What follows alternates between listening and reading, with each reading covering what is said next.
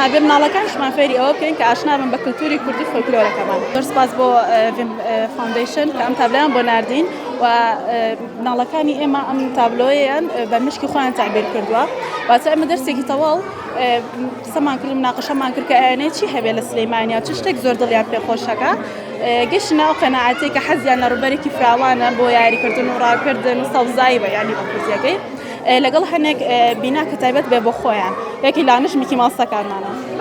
جلێکی کوردی جوانی ڕاستانت لەبەر کردووە هەروە گرنگیە دەی بە پۆشیری جلی کوردی لە هەموو بۆنەیەکە.